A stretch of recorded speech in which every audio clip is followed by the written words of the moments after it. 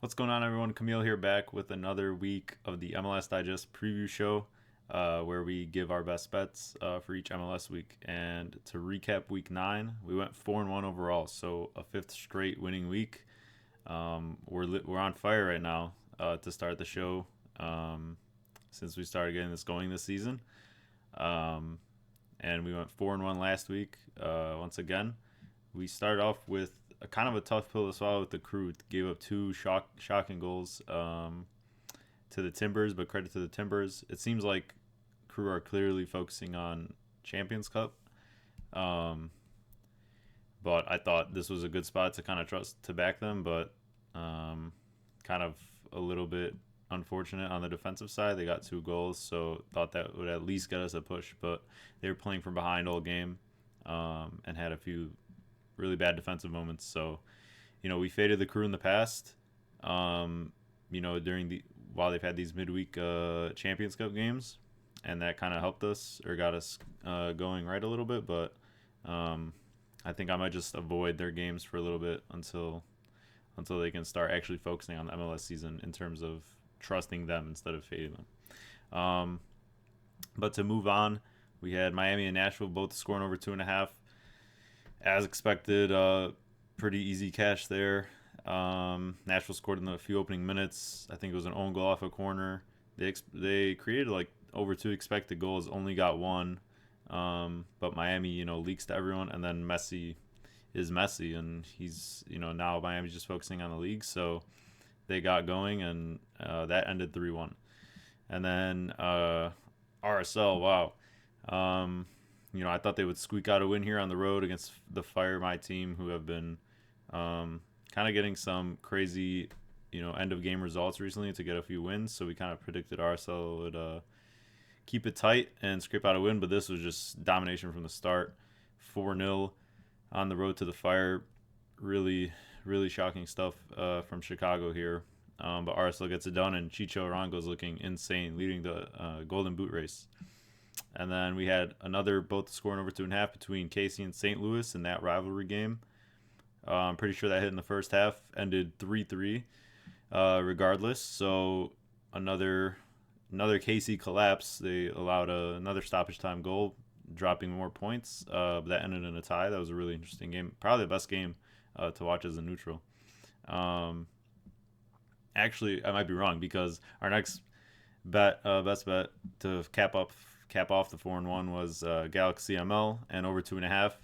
They started up 3-0 within half an hour, and then gave up a few set piece and header goals. Let San Jose get back in that game for no reason at all. Ended up being up 4-1. Got a red card penalty. We're trying to cling on for the last 20 minutes. But yeah, hung on for that win. So that was kind of a needless sweat. But still, they got that win, and that covered for us. So another really positive week. We're going into week 10 here with more awesome matchups, and I'm going to have 5 more plays for you guys, so let's get into them.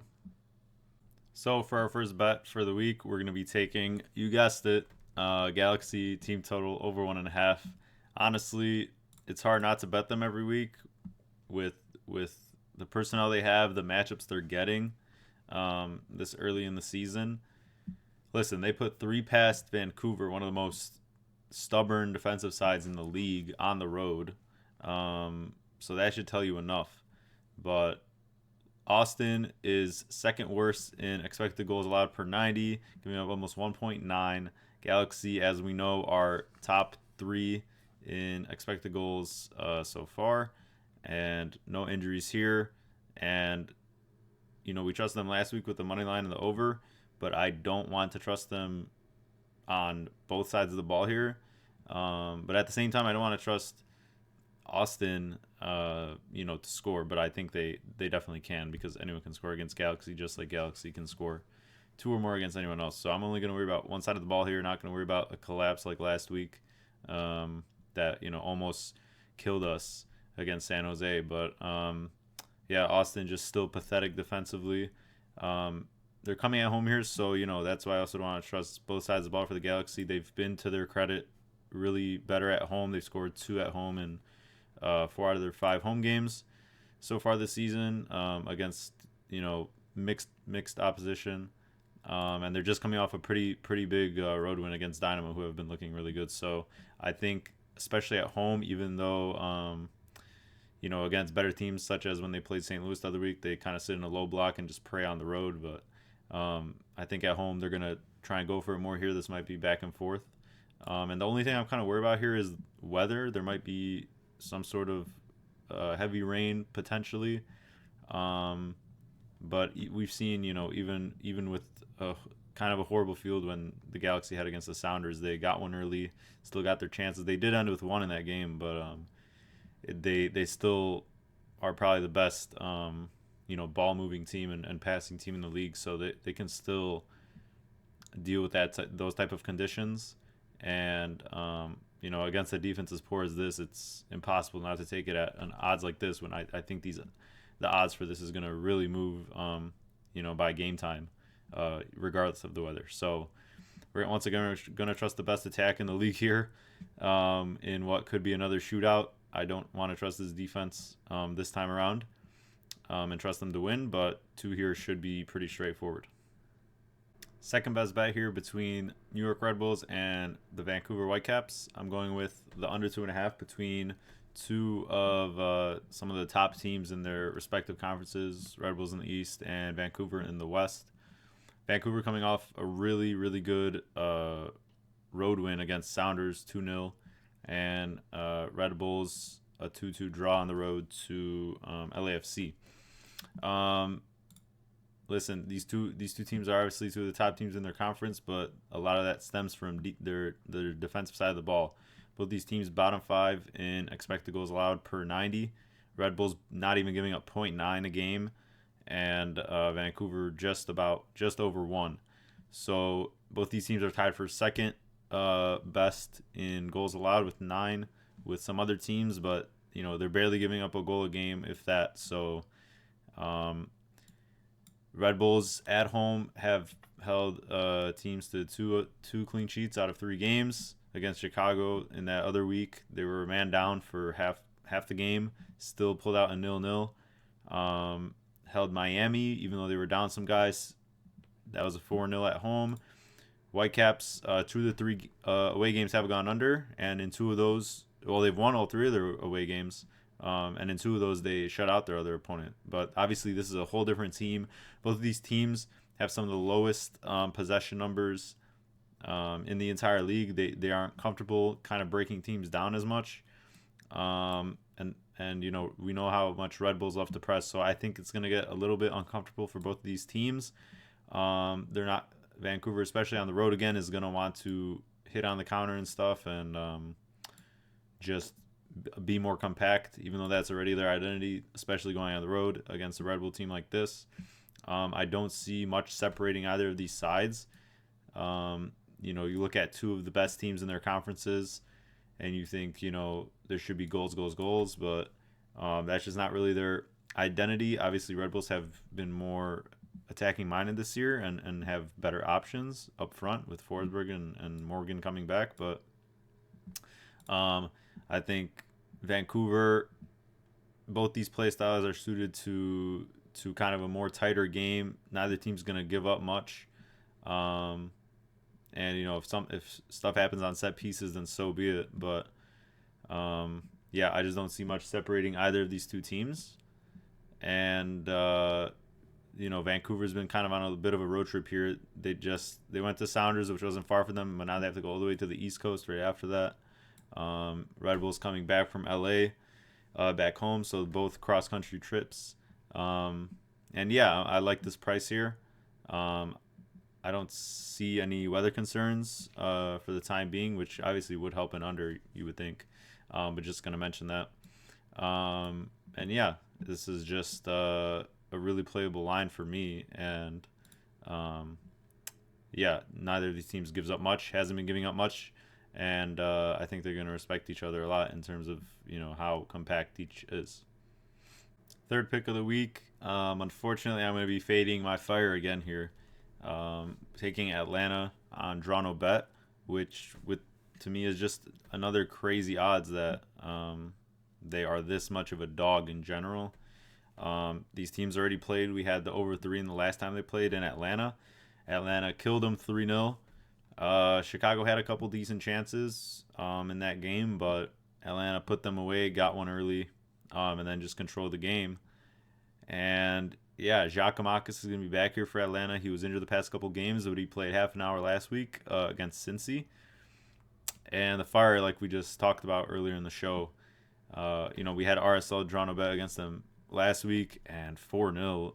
This team is looking really, it's just inexcusable right now, their performances. Not a lot's clicking. Kuipers is their only real killer, but they can't get the ball to him. And Atlanta's attack is just much more cohesive. These teams have already played. I just don't see Chicago winning here. I see Atlanta getting at least a point out of this game in general, but that price is too high. So I think they win here, obviously.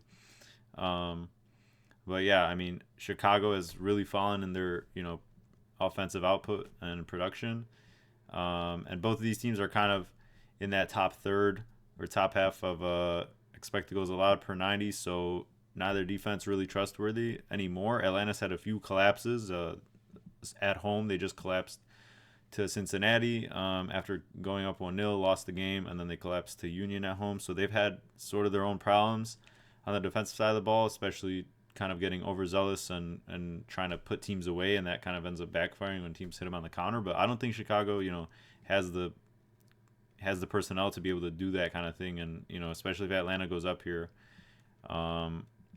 this could be another blowout game that they just dominate through and through. Chicago hasn't been convincing at all, there just might not be more more to it, honestly. Atlanta should be full strength, I'm just expecting a pretty straightforward victory here. We get the push protection for really, really good value. But even in Chicago's home wins, they haven't really been that convincing. It's taken a little bit of luck, like the Montreal game, the windiness, and just the crazy late finish against Houston. So not a side you want to trust right now in the Fire. And Atlanta back to full strength. I think they're going to want to bounce back from that Cincy game and really put on another show here. There is concern for me with the weather here. There's supposed to be a lot of rain, potentially storms, so this could be low scoring here. And I still, I still favor the Atlanta here if, to kind of squeak out a win, even with that, potential like severe weather. For the fourth play of the show, I'm going to be taking Minnesota United against Sporting Kansas City. Minnesota coming off a really impressive road win against Charlotte, which not many teams can say they've done over the past calendar year, I'd say. I don't know what the number was, but Charlotte was on an insane unbeaten run, especially at home, or specifically at home. And Minnesota came out 3-0 them in one of the last Sunday games this past week. And Sporting KC, on the other hand, they're just getting in a bunch of bangers recently. Their defense was really, really good to start the year in the first few couple games, and they have been unbeaten on the road so far, to their credit. But they've kind of lost that identity recently. They've been in a lot of back and forth games. They clearly cannot hold on to a lead to save their life. Keep giving up stoppage time goals and keep letting points slip away from winning or tying positions. So just not a team you want to trust right now, even though they are unbeaten in their 3 road games before this. Minnesota's in the top third of expected goals per 90, while KC has been really, really overperforming their expected output by the numbers, which, KC does have quality players up front. Agata and Polito and Saloy are all really good players, but I think just a little bit of an overperformance there, and especially going on the road, just in the run of form they're in. I think Minnesota at home here knows what their identity is a lot more, and I think they're past this Reynoso situation with him kind of refusing to come back to the team, staying in Argentina and all that. So I think they're kind of moving on from that. They just got a really impressive road win, like we mentioned, and at home here, I think they have a really, really good atmosphere and one of the better home teams in the league. So KC on the road, I think they've just been in too bad of a form. Minnesota's defense has also only allowed 9 goals all year, so basically only won a game at max. Their only home loss out of their 4 matches, they was to the Dynamo. They have 1 win and 2 draws besides that, but they really outplayed the Dynamo. Dynamo, really outperforming their expected output in that game and just throughout the year. But Minnesota has been dominant in most of its games so far. Even though it was at home, an impressive 1-1 to Salt Lake, which I think the result wasn't the whole story there. But you don't want to use that as an excuse for every game. But I just think KC is not to be trusted in terms of the result of a game right now. They've given up 3 or more in 3 straight games and 4 out of their last 5 games. So regardless of their road form, I think Minnesota is more of a cohesive team right now, and has the attacking options to even win if it is a shootout. For the last play of the show, I'm trusting Nashville here against San Jose. Kind of an ugly bet, probably the ugliest bet of the show, but Nashville, to their credit, has been better at home. They still only have 1 win on the season, so not super trustworthy here, but they have been better at home. They've gotten decent results at home. They are still one of the worst teams in terms of expected goals allowed, but San Jose is right up there, below less than the Nashville, but they're giving up over double. San Jose is giving up over double the expected goals. The numbers, the goals they've given up is double. So they're just a horrible, horrible defense. I don't think any regression is coming soon. I think that Gonzalez, their coach, is basically on his way out. If the results don't, his seat has to be one of the hottest in MLS right now.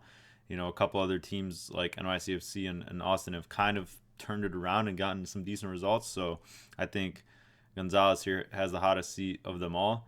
And I just feel like this team's kind of given up on him in terms of, the identity and playing to whatever the kind of style he wants, because they're just giving up goals left and right. Nashville can't say much better for them, but I trust their players here more. I think, I can point to injuries for Nashville here as more of like why they've been as bad as they are, including Zimmerman and just a couple of their midfielders who have been in and out. But San Jose really hasn't had that many problems with injuries. They have a decent team, honestly, in terms of the attack.